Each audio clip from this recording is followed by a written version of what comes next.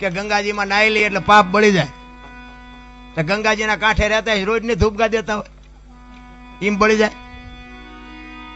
એટલે આ બધું મન મનાવાની વાતો છે. આ બધી કર્મ ની વાતો કરે ને, કર્મ આમ ને ફલાણું. આ ભક્તિ કરે એવડે દુખી છે, બૂસ મારે એવડે સુખી છે. લ્યો શું કર્મ કરે? અટપટું છે. આ હિમ સમજાય એવું નથી.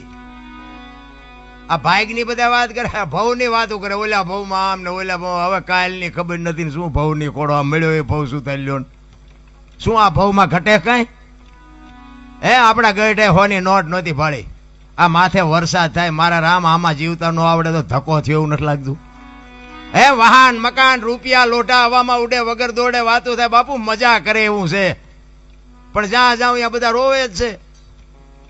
ધાબુ ફરવું છે કે છૂટા નથી, બીજા પાસે જાય કે ડોબું વિયાણું દોવા નથી દેતું, બીજા પાસે જાય કે હોવ તેડી ગયા વેવાય મોકલતા નથી, બીજા પાસે જાય કે છોકરાને પોલીસ વાળા લઈ ગયા જામીન જડતા નથી. તો આપણે જ્યાં રોવું? આખી દુનિયા રોવે જ છે.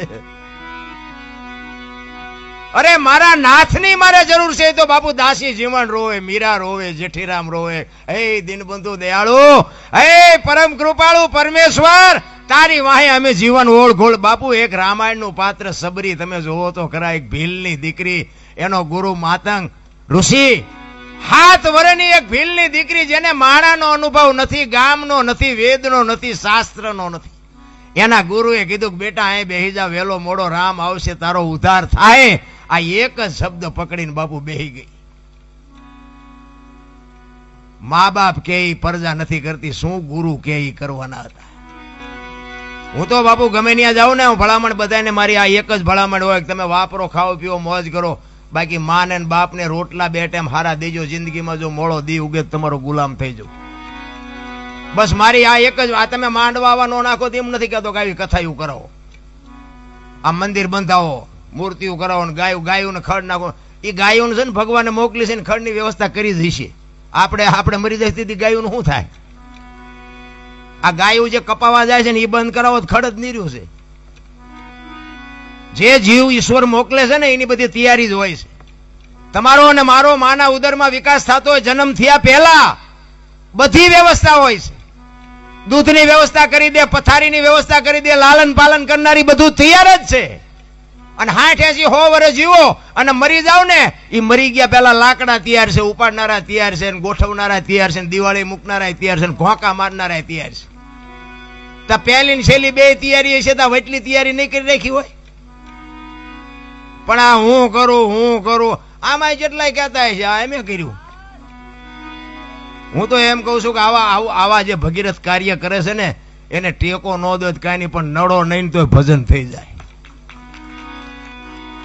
અરે જીવવા જેવું. મને તો એમ થાય કે હું તો આમ બજારમાં ક્યારેક નીકળું ને અત્યારે હાજર રાતે, તો આમ બજારમાં કૂતરા હુતા હોય ને તો મને એમ થાય કે આમને નિરાયત નથી. આપણે રાતીને ખવડાવવું પડે એને છે હાથ, પણ ઘસઘસાટ હુતા હોય. છોકરો પરણાવો છે ને ચૂંટણી લડવી છે ને પૂછડું અમારું સન્માન ન કર્યું ના કાંઈ લોહી ઉકાળા છે અમને ને કે આપણે જે જોવે એ બધું જોવે છે ને. ખોરાક, હવા, પાણી, ટાઈટ, તડકો બધું આપણને જેમ છે ને એમ જ છે. 84 લાખ યોની છે એવું કે છે. 84 લાખમાં રૂપિયા હાટું માયા હાટું બસોડા ભરતો હોય માણા એક જ. કોઈ જીવ બસોડા ભરતો હોય મને બતાવો. અને કોઈ જીવ જો ભીખો રહેતો હોય તો મને કહો, અને માણાનું ભરાતું હોય તો મને કહો. આપણા જેમ જ નથી. આપણે જેમ બચાવો એમ આ કૂતરા ને કાગડા ને ભૂંડડા ને એને બચાવતો હોય જ છે. એનું લાલન પાલન એ કરે છે.